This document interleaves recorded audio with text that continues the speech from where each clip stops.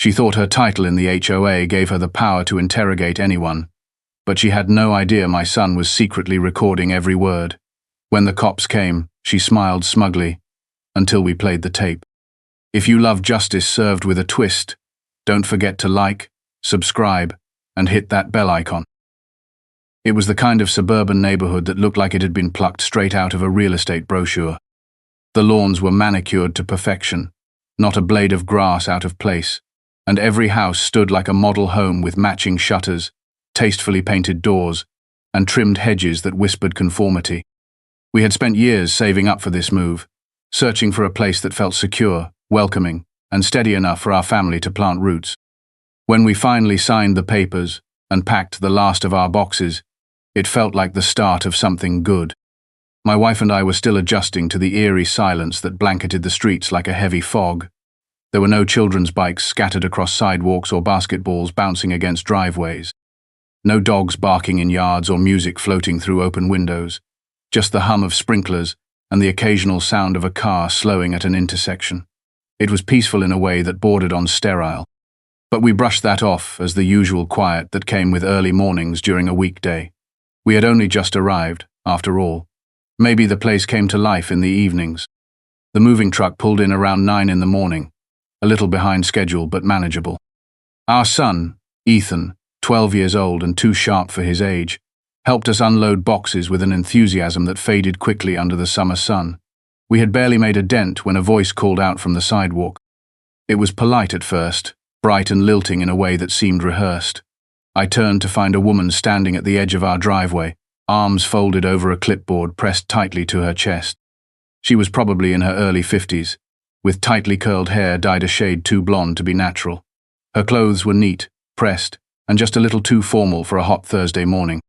She wore a name badge, with the HOA logo gleaming on it, her name etched beneath in a font designed to look both welcoming and official. She smiled, but there was no warmth in it. "Welcome to the neighborhood," she said, then paused as if expecting applause. I thanked her, setting down a box and wiping sweat from my forehead. "I'm Karen," she added, as if that explained everything.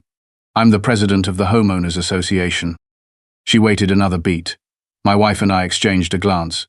I stepped forward, extended a hand, but she didn't take it. Her eyes dropped to my palm, then back to my face, still smiling. "I like to personally meet every new resident," she said, shifting her weight. "It helps us keep everything orderly." There was something in the way she said the word orderly that rubbed me the wrong way. It wasn't just that she was a stickler for the rules, it was how she made those rules feel like they belonged to her alone. "I'd like to see your identification," she added, like it was the most natural next step. I blinked. "Excuse me?" She raised an eyebrow, then chuckled softly, as though I were a child who had misunderstood a very simple instruction. "We have a procedure," she explained. "When someone moves in, we need to verify they've been approved by the HOA. Proof of residency, identification, and a quick look at your lease or deed. Nothing complicated." Her tone made it sound completely reasonable, like asking for someone's papers on the street was just another part of the welcome basket. I tried not to let my frustration show. "We've already signed everything through the realtor and the title company," I said. "We're the owners now." I wasn't told anything about needing to show ID to a neighbor. Karen's expression didn't falter, but I saw something shift in her eyes. "Well," she said, letting the word hang in the air, "sometimes things get missed. I'm sure you understand the importance of following procedures. We've had incidents in the past." "What kind of incidents?" I asked. "Oh, just people trying to rent without proper approval," she said. "Squatters, short-term subletters, that sort of thing. It's nothing personal, just doing my part to keep the community safe." Safe. That was the word she kept circling back to. I had heard it enough in contexts that weren't about actual safety, but about preserving a certain image. I didn't like where this was going, but I also didn't want to escalate things on the first day. My wife and I worked with Davis, Co-Realty. They submitted everything to your office, as far as I know. "We have the deed in our possession," I said evenly. "We're not required to show our ID to you." Karen's smile vanished in increments, like a dimming light bulb. She nodded slowly, tapping her pen against the clipboard. "I see. Well, I hope that doesn't mean you intend to be..." uncooperative. We take our HOA regulations very seriously here. I smiled back at her with as much calm as I could muster. We intend to be good neighbors, but we also intend to be respected as homeowners. She looked like she was about to respond when Ethan appeared behind me, holding a box labeled kitchen stuff. He glanced between us, sensing the tension without needing words. Karen's gaze flicked to him and softened for a split second before turning cold again. "I'll be watching," she said with a brittle sort of cheer, "and I'll be checking in soon." Without waiting for a reply, she turned and walked away, heels clicking against the pavement. We watched her go, then resumed unloading boxes, quieter now, more deliberate in our movements. The silence that had seemed peaceful earlier now felt oppressive. I found myself looking over my shoulder more often than I'd like to admit. Ethan didn't say anything until we were inside, unstacking boxes in the living room. "Who was that?" he asked. "Just a neighbor," I said, setting down a box marked books. She was kinda creepy. I laughed, but it was a tired, uneasy sound. "Yeah, maybe just a little." He looked out the window, squinting toward the street. "Why does she care so much about who we are?" I didn't have a good answer for that. Not then. But something about that interaction gnawed at me. We had moved here for peace, for safety, for a better environment to raise our son. I didn't expect to feel like an intruder in our own home on the very first day.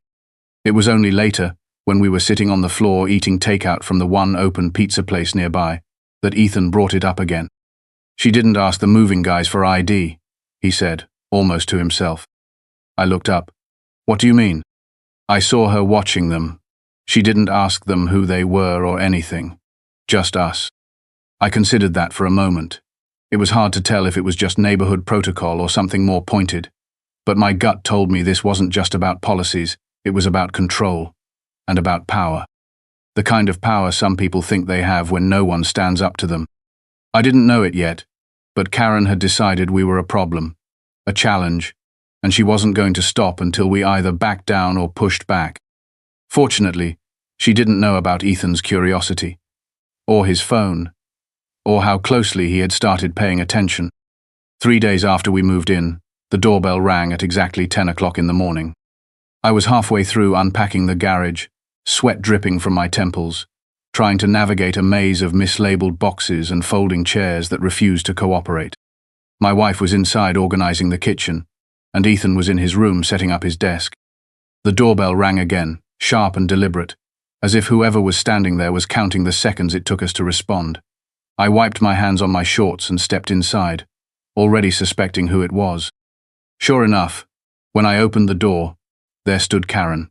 Her appearance was as precise as it had been on moving day. Her outfit looked like it had been ironed just minutes before. She held the same clipboard, but this time she also carried a plastic folder bulging with paperwork. Her smile hovered in that uncomfortable space between polite and predatory. "Good morning," she said. "I thought I'd stop by with your official HOA orientation packet." She extended the folder toward me like a peace offering, but I had a feeling it was more like a trap disguised as neighborly goodwill. I took it anyway, murmured a thank you, and started to turn slightly, hoping she would take the hint. Instead, she stepped forward onto the welcome mat and peered past me into the house. "Would you mind if I came in for a few minutes?" she asked. "There's a lot to go over, and the guidelines can be a bit overwhelming for first-time residents." It was not really a question, and something told me refusing her would only stir more trouble. I forced a smile, stepped back, and opened the door wider. "Sure," I said. "Come on in." Karen walked in slowly, taking in every detail of the entryway. Her gaze swept across the boxes, still stacked by the staircase, the half-assembled shoe rack, the rolled-up rug waiting for placement. She didn't say anything, but her pursed lips spoke volumes. I led her to the dining table, still bare except for a vase we had placed there to make the space feel less temporary. She sat down and opened the folder while I fetched my wife from the kitchen. She joined us reluctantly, drying her hands on a towel. Karen immediately launched into what sounded like a rehearsed speech. The orientation lasted almost an hour. Karen went through the entire packet, page by page. She outlined the lawn maintenance schedule, including how often the grass had to be trimmed, which direction the mower lines should go, and how low the hedges could be cut. She explained the trash bin rules in painful detail, specifying that bins could not be placed at the curb before 6 o'clock the evening prior to pickup, and had to be returned to the garage by noon the day after. She emphasized window coverings, saying that curtains must be white or beige as seen from the exterior, and no brightly colored decor should be visible from the street. Every line seemed like an accusation, as if we had already violated every rule she named. My wife stayed quiet for most of it, nodding occasionally. I asked questions now and then, mostly for clarification, but each question seemed to amuse Karen in a way I did not like. She seemed to relish our unfamiliarity with the rules, enjoying the opportunity to establish her dominance early. Somewhere near the end, she shifted the conversation away from the rules and into less official territory. "We're a close-knit community," she said. "Most of the residents have been here for over 10 years. We know each other. We look out for one another." There was a pause that felt loaded with meaning. "I'm sure you'll find your place here, eventually," she added. It was meant to sound welcoming, but it landed like a challenge. The emphasis on the word "eventually" echoed in my mind long after she said it. As she gathered her materials, she glanced toward the stairs and lowered her voice slightly. "How old is your son again?" 12, I replied. "Just started middle school." Her smile returned, tighter this time. "I hope he doesn't play outside too loudly. We've had complaints in the past. Kids tend to forget that noise carries, especially in cul-de-sacs." "He mostly keeps to himself," I said. She nodded, as if that answer pleased her. Then she stood, clutching her folder like a trophy. "Well, this has been very productive. If you have any questions, don't hesitate to reach out. I'm just 2 houses down." As I walked her to the door, she paused before stepping outside. "One last thing," she said, looking over her shoulder. "We don't really tolerate unauthorized modifications. No lawn ornaments, no flags, no unapproved structures. You'll find all of that in the packet." Then she walked off, leaving a trail of perfume and tension behind her. I closed the door gently, not wanting to give her the satisfaction of a slam. Later that evening, while unpacking the last of the living room boxes, I heard Ethan laughing quietly to himself. I followed the sound and found him lying on his bed, phone in hand. "What's so funny?" I asked. "She's intense," he said, not looking up. "Who?" "Karen," he said. "I recorded her whole visit." I blinked. "You what?" I was curious. She seemed like the kind of person who says stuff she doesn't want people to remember, so I opened the voice memo app while I was upstairs.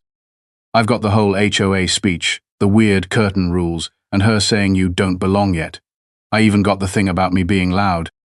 I felt a mixture of amusement, concern, and something like admiration. Ethan had always been sharp, but this was something else. He was watching. He was listening. And more importantly, he was preparing.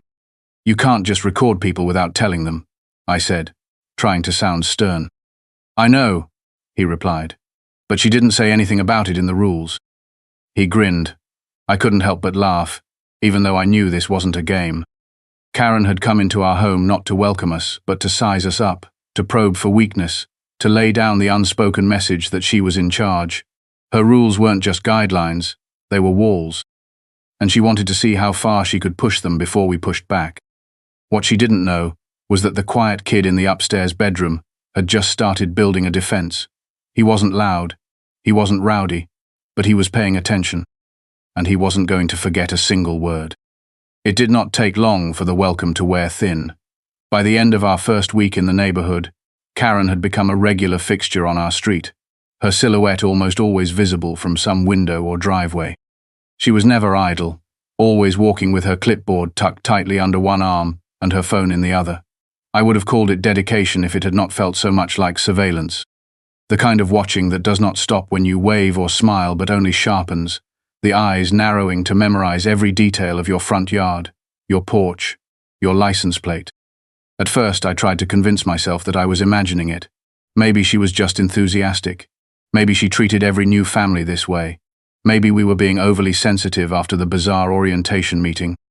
But there were signs, subtle ones at first, that her attention was not equally spread across the neighborhood. She did not knock on other doors or linger by other houses. She did not seem to have folders or clipboards for anyone else. Her gaze only ever seemed to land on ours. The second week brought the first formal notice. It was tucked inside our mailbox, typed neatly and stamped with the HOA's seal. It said we had left our garage door open for more than 15 minutes, which was, according to the handbook, a violation of safety protocol. I read the letter 3 times before handing it to my wife, who stared at it like it was written in a foreign language. We had been bringing in groceries. The door had been open for perhaps 20 minutes at most, and even that felt like an exaggeration. The tone of the letter was not threatening, but it was firm. It asked us to be mindful. It reminded us of the shared standards of the community. It ended with the line, "We appreciate your cooperation in preserving the integrity of our neighborhood." That phrase stuck with me. Not the safety or cleanliness or friendliness, the integrity. The next day, we received another notice. This one was about the trash bins. According to the report, our bins had been visible from the street past the approved retrieval window. I could not understand how that was possible. I remembered pulling them back in before noon. Still, there it was, with the same professional formatting and polite scolding. I noticed a faint perfume scent on the paper, and realized with a sinking feeling that Karen had likely delivered it herself. Ethan had begun keeping his phone close. He no longer needed prompting to record interactions. His instincts had sharpened without us needing to say much. He knew something was wrong, and like most observant kids, he picked up on what adults often tried to downplay. He was quiet about it, never announcing when he was recording, just keeping the phone ready, subtle and steady. One afternoon, while I was trimming the hedge in front of the house, Karen appeared again. I saw her reflection in the window before I turned to greet her. She had her clipboard as always, and this time she carried a small digital camera around her neck. She did not smile. She simply raised the camera and took a photo of the hedge. I lowered the shears and stepped back, trying not to sound irritated. "Is there a problem with the hedge?" She blinked slowly, then looked down at her clipboard. "The height is within the limit," she said, "but the shape is irregular." I waited for her to continue, but she just stared at me, as though expecting an apology. "We're still settling in," I said. "I can adjust it." She nodded. Not a thank you, not a word of acknowledgement, just a single nod and another photo. Ethan appeared on the porch behind me. He did not say anything. He just watched her. Karen noticed him too. "I hope you're doing your part to help your parents," she said to him. "We value responsibility in young people here." Ethan stared back at her without blinking. "I help when it matters." There was something in his voice that made Karen pause. She adjusted her clipboard and looked at me. "I've noticed your car is sometimes parked facing the wrong direction. That can result in a citation. The wheels must point toward the curb." "I park it the same way every night," I said, "but I'll double check." She wrote something on her clipboard and turned to leave. Before she reached the edge of our property, she turned her head and spoke again without facing us. "It's better if we follow the rules. It prevents misunderstandings." Then she walked away, her heels clicking softly on the concrete. That evening, I found a photo taped to our door. It was a printout of our driveway, our trash bins lined up beside it, time-stamped and labeled, "Second violation." There was no note attached, just the image. I checked our security camera feed and confirmed that Karen had been the one to leave it. She had stood there for nearly a full minute before taping it to the door, as if waiting for someone to see her. Ethan sat down beside me while I replayed the footage. He said nothing at first. Then, softly, he asked if we could save it to his phone. I handed it over. We were beginning to understand what this really was. It was not about the bins or the hedges or the angle of the parked car. It was about control. Karen had appointed herself guardian of some imagined version of perfection, and we were intruding on it by simply existing. Every small infraction was an opportunity for her to tighten her grip. Later that week, my wife returned from the mailbox with another envelope. This one contained a notice warning us that bicycles left in driveways or on porches must be stored out of sight. The warning included a photograph of Ethan's bike leaning against the garage door, taken from the sidewalk. I recognized the angle. It was the same spot where Karen always stopped during her morning patrols. Ethan was more amused than upset. He had started giving her a nickname, calling her the Watcher, and spoke about her with a tone of fascination more than fear. He studied her behavior the way a scientist might study a bird through binoculars, but I knew he was paying close attention. I could see it in the way he paused before leaving his bike outside, or the way he checked for her presence before riding down the street. It was around this time that Ethan began experimenting with more deliberate recordings. He kept his phone ready when he played in the front yard, hiding it in the pocket of his shorts or under a nearby flower pot. He told me he wanted to catch her saying something she should not say. I reminded him again about privacy laws and ethics, but he was undeterred. "She's not being honest," he said one night, sitting on the living room floor with his laptop open. "She acts like she's protecting the neighborhood, but she's really just trying to scare people. If she gets caught doing that, she can't say it's not true." It struck me then that he understood more than I thought. He saw the line Karen was walking. He saw how carefully she maintained the illusion of professionalism while dripping disdain in everything she said to us. He understood that proof was power. By the end of the third week, I found myself checking the blinds more often than I used to. I hesitated before leaving the garage open too long. I moved Ethan's bike to the backyard. I swept the porch twice a day. We did not talk about it, but it was obvious. Karen had shifted the rhythm of our lives, tightened our movements, made us second-guess the ordinary. But she had not counted on the fact that someone was keeping track of her too. Not with gossip or hearsay, but with audio files, video clips, and date-stamped observations. Ethan had begun building a quiet archive, piece by piece. Karen thought she was the only one watching. She had no idea someone was watching her right back. The afternoon heat had settled into a heavy, unmoving blanket over the neighborhood. It was late July, the kind of day when the sun feels closer than usual and the air hangs like steam over the pavement. I had just returned from the hardware store with a car full of supplies for a weekend project.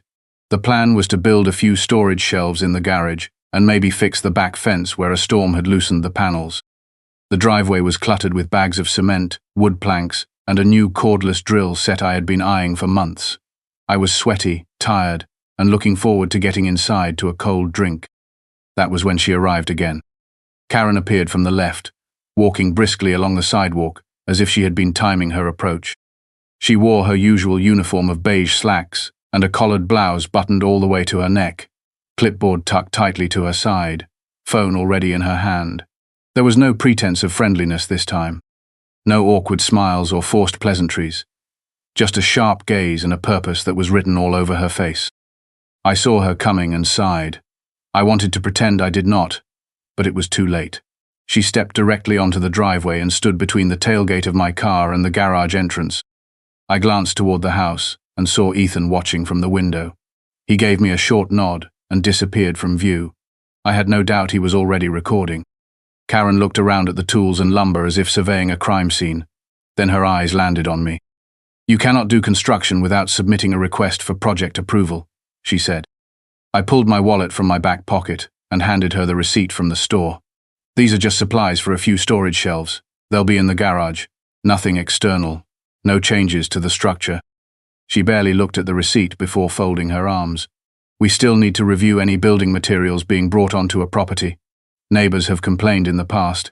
It is about appearance and consistency." "They will not see them," I said, trying to keep my voice steady. "They're for storage, inside, out of view." Karen tilted her head slightly. "We will need to confirm that. If we find anything that violates the guidelines, there will be fines." Something in her tone snapped whatever patience I had been clinging to. I took a step forward, not aggressive, just enough to shorten the space between us. She did not back away. "You are not the zoning board," I said. "You do not get to approve what I do inside my garage.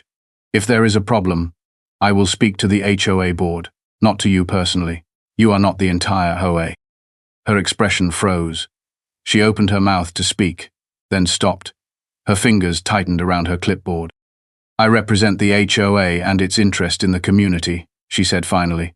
"It is in your best interest to cooperate." "I've cooperated since the day we moved in," I said. "I've followed every rule you've sent us. I've made adjustments, even when they were petty. But this is too much." We stood there in silence for a long moment.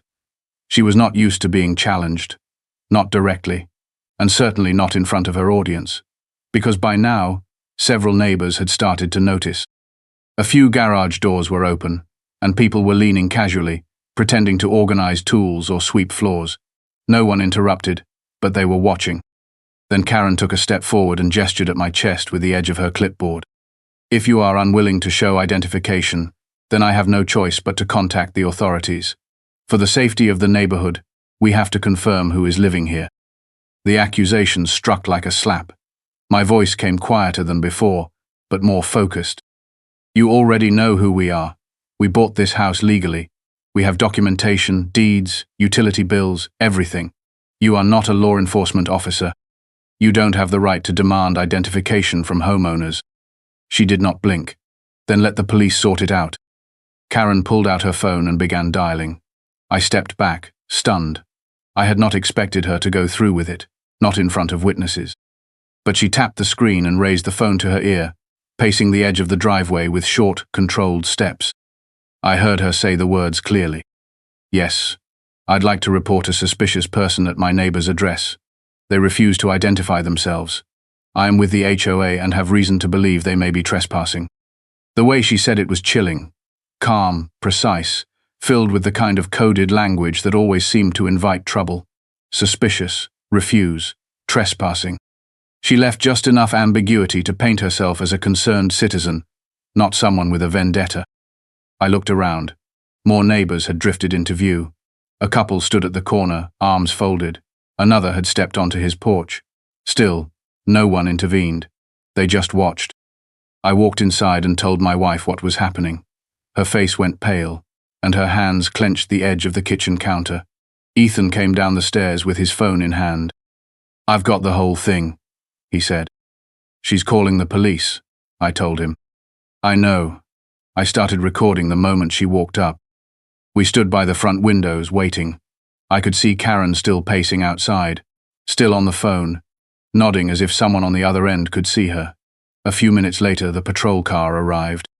2 officers stepped out. They looked young, both of them wearing mirrored sunglasses and matching expressions of cautious professionalism. Karen walked directly to them before they even reached the curb.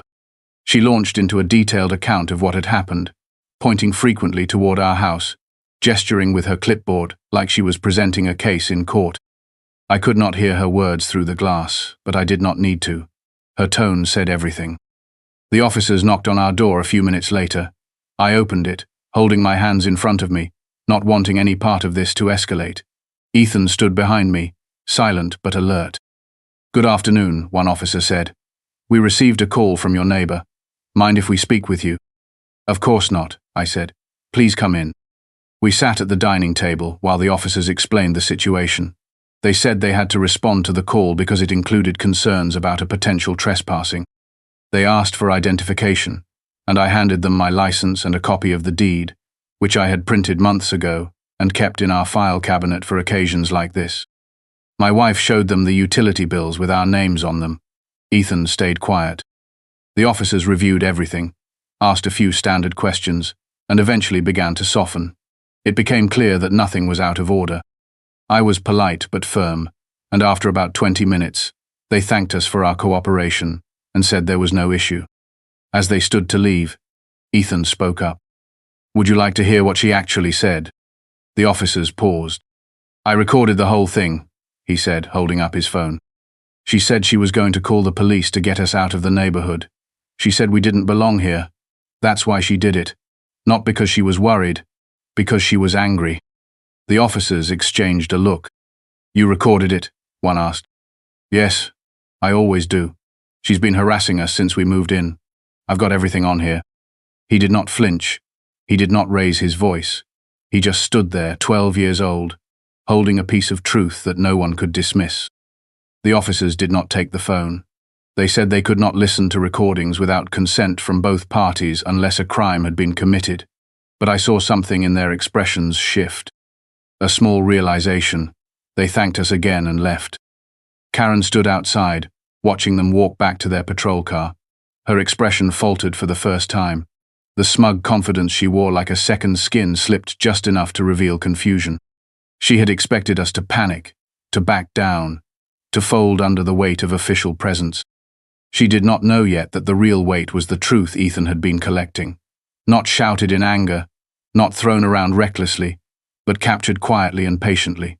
Not just once, but over and over. That was the moment she began to understand that we were not as easy to scare as she thought. The officers did not drive away right away. They sat in their car for several minutes, windows rolled up, heads lowered as they typed something into the dashboard console. I watched them from the living room window, my hands still clenched at my sides. My wife stood beside me, arms crossed, breathing through her nose the way she did when she was trying to keep herself from saying too much. Ethan had gone back upstairs, quiet but not withdrawn. I knew he was uploading his latest recording to the cloud. He had set up automatic backups after the second warning notice showed up in our mailbox, and at this point, it was second nature. Eventually, the patrol car pulled away from the curb and made a slow turn out of the cul-de-sac. Karen was still standing on the sidewalk, lips pursed so tightly they almost disappeared into her face. She didn't look at the house. She stared straight ahead, eyes fixed on a spot no one else could see, and walked away as if nothing had happened. There was no apology. No acknowledgement that she had made a scene. Just silence. For a while, that silence stretched across the rest of the day. No more knocks on the door, no more notes taped to the mailbox, no new notices in our yard. It was the first afternoon in a long time where I didn't feel like someone was waiting for us to step out of line. But that peace was thin. It was not real peace. It was the kind of quiet that comes after a storm has passed, but before the next one gathers its strength. The next morning, I found a letter slipped under our front door. Not in an envelope, not typed, just a single piece of paper folded once down the middle. I opened it and saw Karen's handwriting, neat and deliberate, like she was still using the cursive she had learned as a child. The message was short.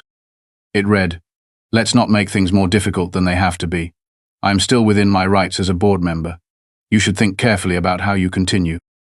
There was no signature, no official HOA letterhead, just those words, quiet and mean, like a whisper you only hear after the person is gone. I showed it to my wife, who stared at it for a full minute before walking to the shredder and feeding it through. It made a slow grinding noise as it disappeared, and she didn't say a word. That felt like the only right response. Later that day, I decided to run an errand just to get out of the house. I drove to the grocery store and took my time walking through the aisles. It felt good to be somewhere normal, somewhere without surveillance. But when I returned home, there was a white sedan parked across the street, idling with the engine running. Karen sat behind the wheel, sunglasses on, gaze fixed straight ahead. When I pulled into the driveway, she did not look over. She did not wave. She simply shifted into gear and drove away, slow and steady, like she had all the time in the world. It went on like that for the next few days. Small gestures, little games. A trash bin from a neighbor's house dragged into the corner of our yard. A street lamp near our home that stopped working overnight. A note left in our mailbox about a non-existent noise complaint. All of it subtle enough to remain just below the threshold of actual accusation, but pointed enough that we knew exactly who was behind it.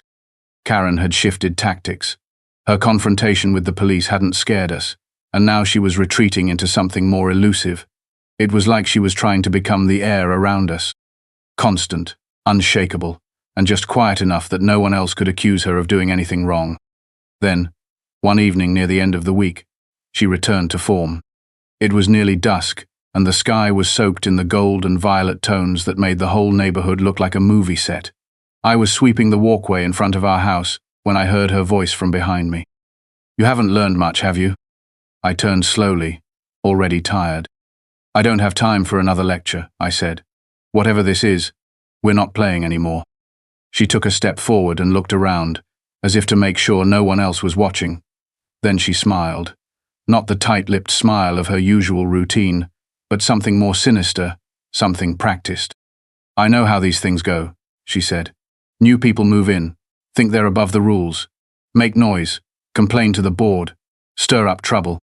She walked past me, slowly, dragging her hand along the top of the hedge. "But I've been here a long time. I know how to outlast people like you. Eventually, you'll slip up, and I'll be right there." I was not going to take the bait. I stood still, holding the broom in my hands like a staff, and waited for her to finish. "That's all?" I asked. She stopped and looked at me. "For now," she said. Then she walked away, leaving the air behind her bitter and sharp. When I went inside, Ethan was waiting. He had been upstairs again, phone in hand. He had heard everything. "I've got it," he said. Her voice, the threats, all of it. "Let's just hold on to it," I said. "No need to do anything yet." Ethan looked disappointed but nodded. He was patient, more patient than most kids his age, but I could tell the constant stress was wearing on him.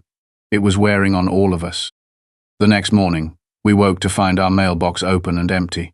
I had placed a payment for our water bill inside the night before, ready for pickup. It was gone. No sign of the envelope anywhere. When I asked the neighbor across the street, he said he had seen someone walking by around midnight but couldn't tell who. The footage from our camera only showed a shadow moving fast and low across the frame. No face. No vehicle. Just a blur. That was when I decided it was time to bring everything together. All the recordings, all the notes, all the photos. I sat with Ethan and asked him to pull up every file he had saved since the day we moved in. We organized the audio clips by date, edited out the quiet moments, and assembled a timeline that painted the picture clearly. The phone calls, the threats, the lies, the violation notices, the subtle intimidation. It was all there. Ethan worked into the night, editing the files with surprising skill for someone his age. He added captions, timestamps, and a clear voiceover that explained each event as it happened. I watched him work, amazed at how calm he remained. For him, it was not about revenge. It was about proof, about clarity. He wanted to show people what was happening, not just tell them.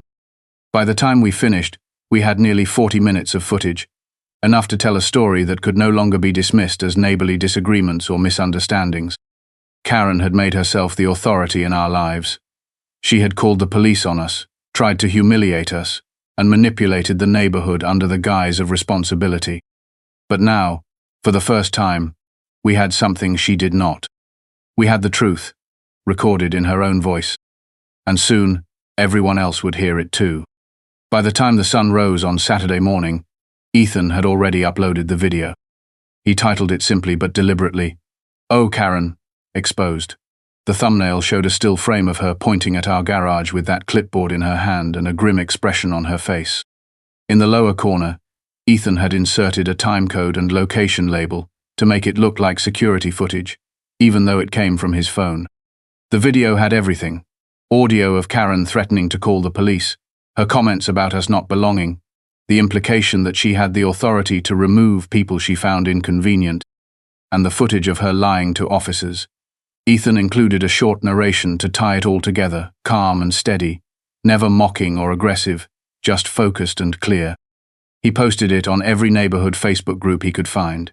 He shared it on the Nextdoor app using an account with a generic username.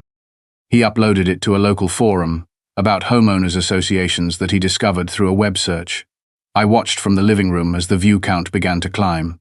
30 people in the first hour, then 70. By the time I came back from walking the dog, it had passed 150. I was not sure what I had expected. Maybe a few polite comments. Maybe one or two neighbors admitting they had had similar experiences. But the reaction was far more intense than I had imagined. People started commenting with usernames I recognized from block emails and community newsletters.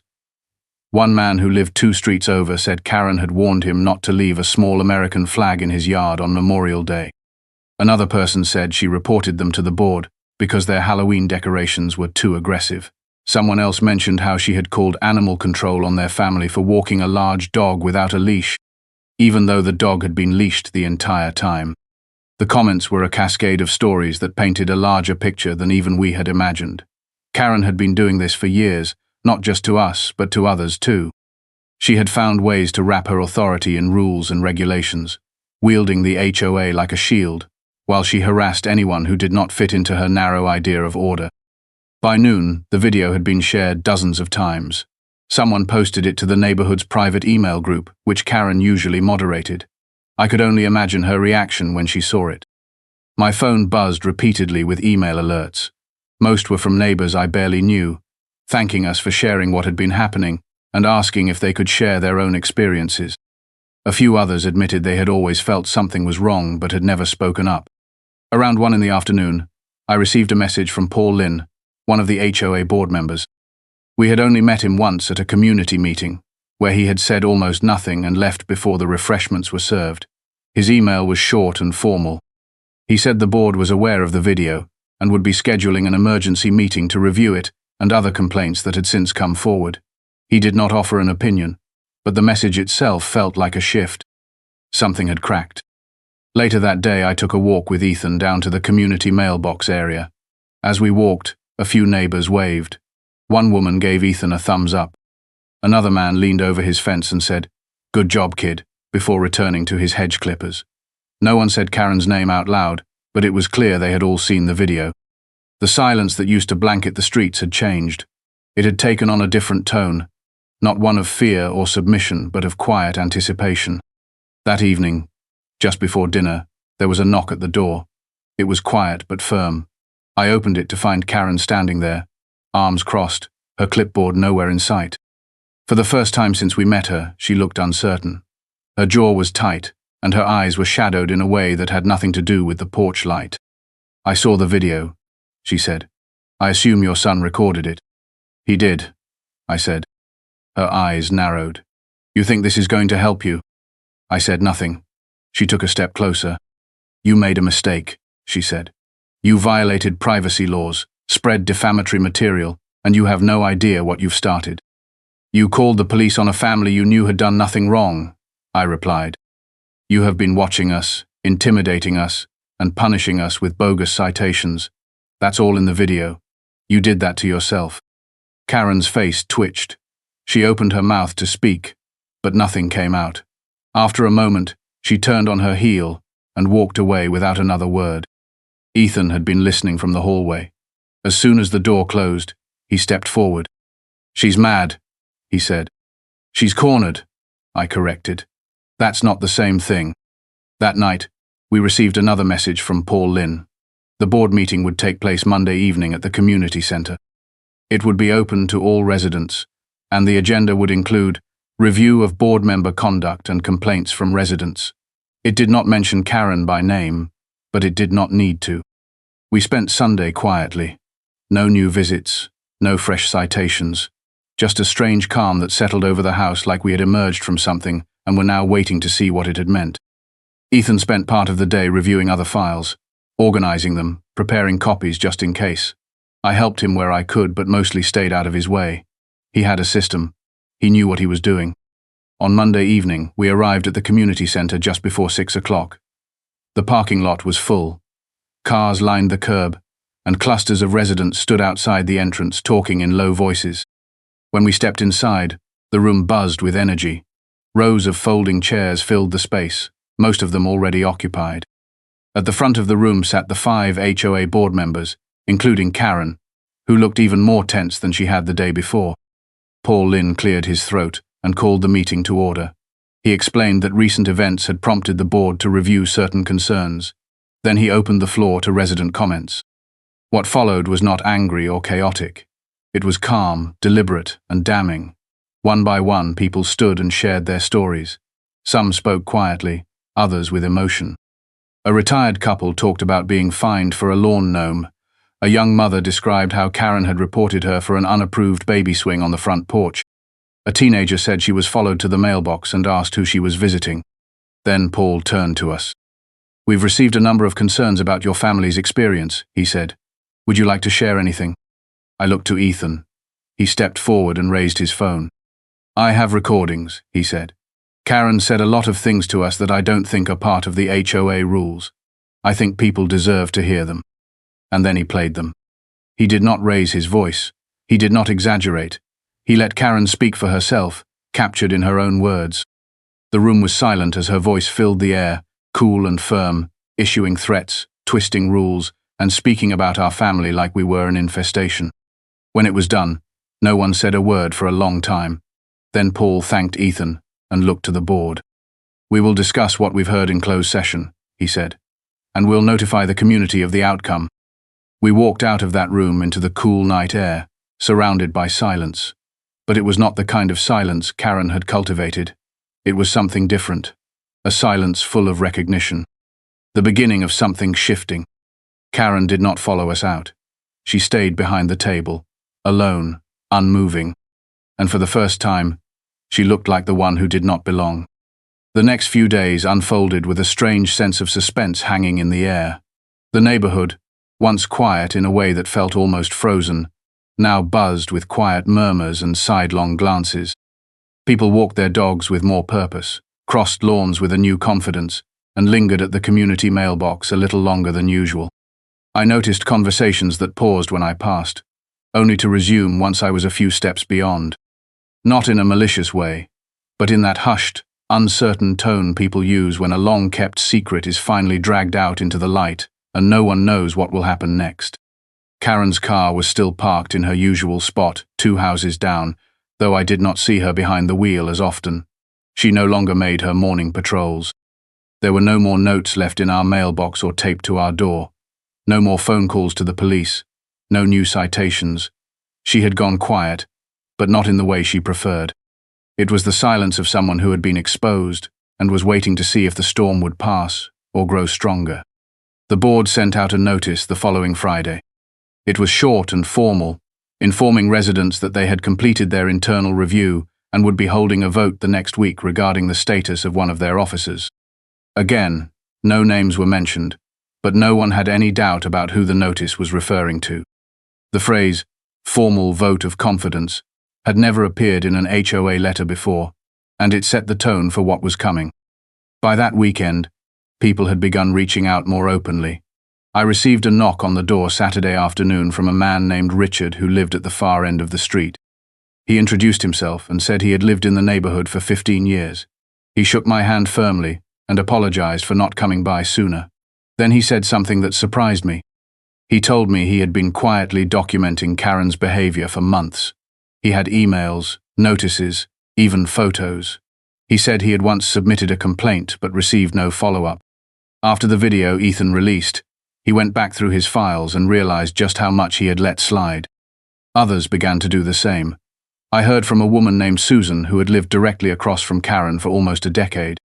She shared a story about being reported for placing a small bird bath in her yard without prior approval.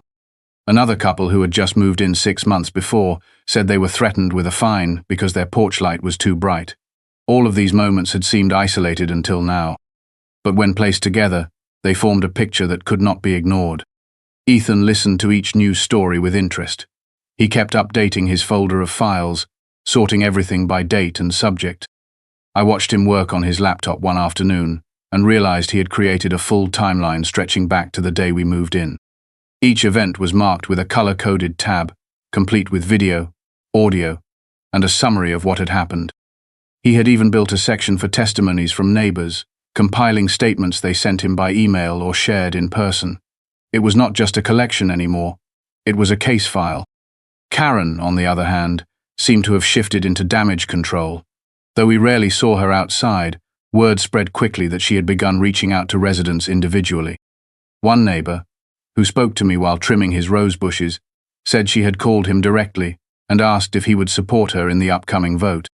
He declined, telling her he had seen the video and believed it spoke for itself. Another resident told me she received a handwritten note from Karen, folded and slipped into her mailbox, reminding her of all the improvements the HOA had made over the years under Karen's leadership. But none of it seemed to be working. The more she tried to rally support, the more it became clear that she had been holding the neighborhood together, not with trust, but with intimidation. And once the illusion of her authority had cracked, it began to fall apart quickly. That week, I received a formal apology from one of the remaining board members. It was not lengthy or dramatic, just a few lines in an email, acknowledging the inconvenience and discomfort our family had endured, and thanking us for bringing our experience to light. The tone was careful, clearly written with legal caution in mind, but it was still more than I ever expected. The same email was sent to a handful of others who had come forward. It was the first time the board had publicly acknowledged that something had gone wrong. The night before the vote, our family ate dinner in near silence. There was nothing left to plan or prepare. We had said what needed to be said. Ethan had done more than any child should have to do in a situation like this. He sat at the table quietly, pushing his food around his plate, his energy drained from weeks of tension. I told him how proud I was, and he gave me a small smile, but I could tell that the weight of everything was still resting on his shoulders. "You think they'll really vote her out?" he asked. I thought about that for a long moment. "I think they'll do what they have to," I said. what they should have done a long time ago. The next evening, the community center was more crowded than before. Nearly every resident who lived within the neighborhood boundaries showed up, many standing along the back walls or near the exits. The board sat at the front, dressed in muted tones, their expressions unreadable. Karen sat among them, no longer the confident figure she once was. She looked smaller somehow, her posture more reserved, her eyes scanning the crowd with wary precision. Paul Lynn stepped up to the microphone and welcomed everyone. He read through the standard opening statements, then addressed the reason they were gathered. Due to numerous complaints, documentation, and confirmed reports, he said, we will be holding a vote of confidence regarding the continued service of one of our board officers. This vote will determine whether that individual remains on the board or is removed immediately. The rules were simple. Every household got one vote. Ballots were distributed by address. Votes were anonymous. Ethan and I received ours together. We marked the box and dropped it into the slot. The counting took only 20 minutes. When it was done, Paul returned to the front and cleared his throat. The motion to remove the board officer has passed, he said. Effective immediately. He did not say her name. He did not need to. Karen stood up, her face frozen in a mask of disbelief. She looked around the room as if expecting someone to protest, to object, to rise in defense of her years of service. But no one moved. The silence was not cruel. It was final. She gathered her purse, nodded once to no one in particular, and walked out of the room. Ethan let out a breath I had not realized he was holding. It was over. Or at least, the part that had kept us walking on eggshells. The part that had followed us from mailbox to garage to living room. That part had ended with a simple slip of paper, one mark on a ballot, and the sound of a door closing behind a woman who had pushed too far, for too long. The silence that followed was the kind that finally felt earned. Even after the vote removed her from the board, Karen did not disappear entirely. Her house remained, of course. 2 doors down, the white shutters still drawn at sharp angles, the tiny hedge that looked like it had been cut with a ruler standing stiff in the front yard. The porch light remained on every night until morning. The window near the living room stayed open just a crack, just enough to give the impression that someone was always watching. But she no longer walked the sidewalks with her clipboard. She no longer spoke to anyone on her way to and from the mailbox. She had become a ghost in her own neighborhood. For a little while it felt like peace had returned. The rules still existed, but they felt distant now, less like weapons and more like suggestions. The board updated the community handbook, revising the most unreasonable sections. They held 2 open forums and invited everyone to submit their experiences, their complaints, and their suggestions. A new committee was formed to review future reports of misconduct. Everything felt more transparent. The energy was different. People smiled more freely on walks. Lawn chairs appeared again on porches. A dog barked in the distance and no one flinched. But Karen was not finished. One morning, a letter arrived. It came not in the usual HOA envelope, but in a legal-sized one bearing the letterhead of a law office based in the city. The envelope was addressed to our family. Inside was a cease and desist letter. The wording was dense, full of legal terminology meant to intimidate, but the meaning was clear. Karen was accusing us of defamation. She claimed the video Ethan posted had damaged her reputation and caused emotional distress. She demanded that we remove it from every platform, issue a written apology, and agree not to speak about her publicly again. We read the letter in silence at the kitchen table. My wife's face hardened as she scanned the second page. Ethan sat across from us, arms crossed, expression unreadable. "She's trying to scare us," he said after a while. I nodded. She knows she can't win, but she wants us to back down anyway. We took the letter to a lawyer, a friend of my brother's who specialized in civil cases. He reviewed the footage, the documents, the timelines Ethan had organized.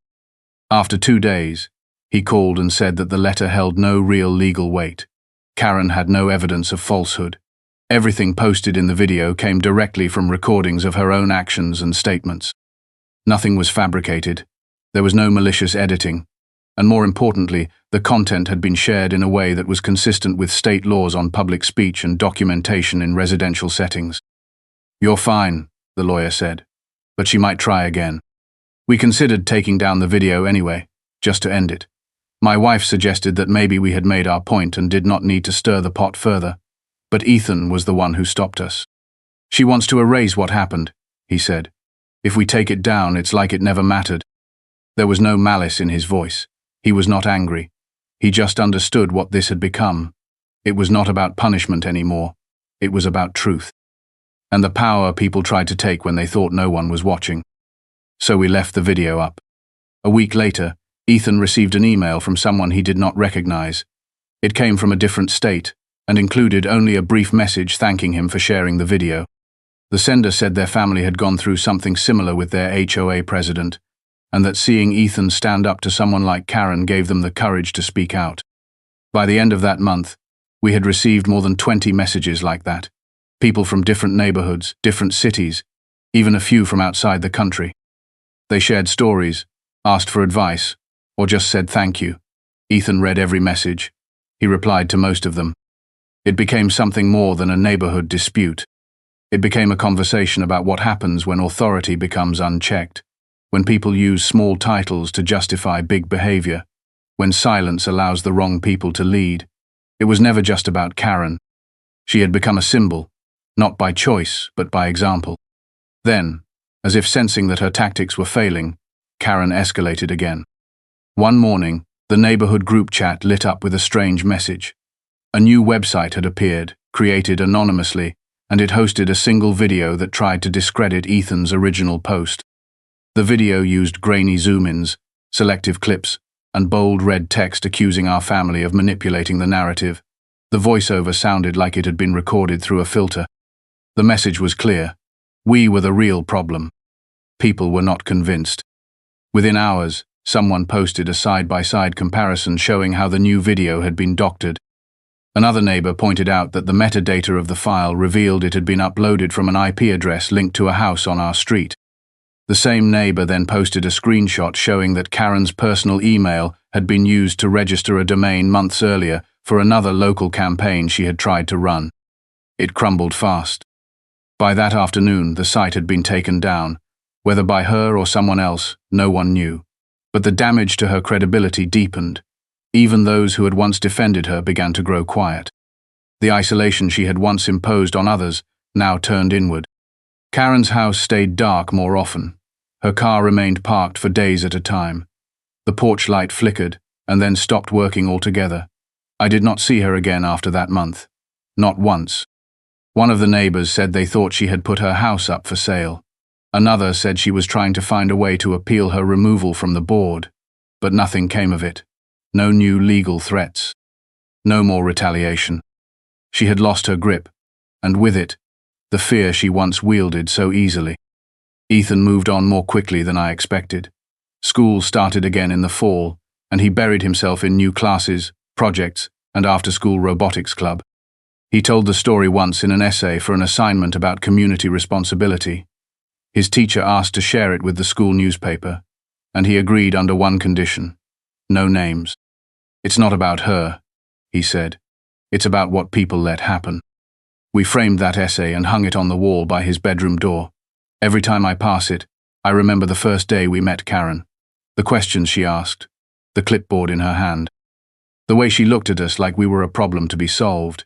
It feels far away now, like something that happened in another life. But we remember, and we know better now. So does the neighborhood. Some lessons are loud, some come quietly, with whispered threats and unspoken rules, and some are recorded on a phone, preserved in the voice of someone who thought no one would ever stand up to her. Karen thought she could rewrite the rules. She never expected someone to hit record. The notice for the vote came in a plain white envelope, tucked among a few grocery flyers and a local pizza coupon. Unlike the threatening letters we had once received, this one was clean, neutral, and official. It was from the HOA board, addressed to every household in the neighborhood, announcing a community-wide vote to elect a replacement for the board position left vacant by Karen's removal. The envelope included a candidate list, brief biographies, and instructions for how and when to cast a ballot. What stood out most was the tone. It was respectful, transparent, and entirely free of the passive-aggressive edge we had all grown used to seeing in anything marked with HOA branding. The vote was scheduled for a Saturday morning, held at the community center, the same place where Karen had once stared down a room of silent neighbors and watched her authority evaporate. This time, though, the atmosphere was entirely different. In the days leading up to the vote, neighbors spoke openly about the future. The energy had shifted from cautious to curious. There was still tension, of course. Change never comes without it. But there was also a quiet sense of possibility. 3 people had put their names forward for the open board position. Paul Lynn, who had taken a leadership role in the aftermath of everything, had decided not to run. He said in an email to the community that he felt his role was to help transition, not to lead long-term. One of the candidates was a young woman named Alicia, who had moved in with her partner a year earlier and had already become known for organizing community potlucks and evening walks.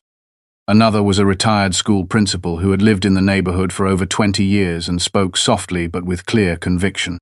The third was Richard, the man who had knocked on our door weeks before to tell us he had his own archive of Karen's actions. He had decided that it was time to help rebuild the trust that had been damaged. Ethan took a deep interest in the whole process. He read every candidate statement and even drafted a few sample questions in case the candidates hosted an open Q&A. One afternoon he asked if we could print out the HOA bylaws so he could compare the proposed changes to the current structure. My wife smiled as she handed him a stapler, joking that she never imagined their son would become a local policy analyst before turning 13. He took the joke in stride, his focus steady, his mind already on what came next. The morning of the vote, the neighborhood felt more alive than it had in months. People stood in driveways, chatting, waved across the street, and offered to carpool to the meeting space. When we arrived at the community center, the parking lot was almost full. Inside, the room buzzed with conversation, a mix of hope, relief, and cautious optimism. The 3 candidates each stood near a folding table, answering questions and handing out flyers with their goals and contact information. Ethan and I approached each one. He asked thoughtful questions about transparency and resident input. Alicia talked about starting a monthly newsletter to keep everyone in the loop. The retired principal, Mrs. Prenze, Grant, emphasized listening first before deciding on anything. Richard spoke plainly, promising fairness and integrity above all else. No promises of perfection, just honesty. I stood back and let Ethan lead. He belonged here in a way few children his age would have. He had earned that. When it came time to vote, the process was simple. A ballot was handed to each homeowner, checked against the list, and cast in a sealed box. Ethan stood with me as I voted. My wife voted right after, slipping her folded paper inside the box with a quiet sense of satisfaction. Around us, other families moved through the line, chatting and laughing in a way that made the whole event feel more like a celebration than a civic duty. After months of tension, this moment felt like a release. The votes were counted by a third-party volunteer group from a neighboring community. It had been Paul's idea, a small but powerful gesture of fairness. He wanted no doubts about the process, no room for speculation or suspicion. The results were to be announced later that afternoon via email and posted on the community bulletin board near the main park. We spent the afternoon outside. The weather was clear, not too hot, and a few families had set up chairs near the green space, enjoying the breeze and each other's company. Kids played tag while dogs chased tennis balls across the field. Ethan brought out a folding chair and his tablet, watching the screen for the email notification like a reporter waiting on election results. My wife sat beside him, eyes half closed, soaking in the rare moment of calm. When the email arrived, Ethan read it aloud.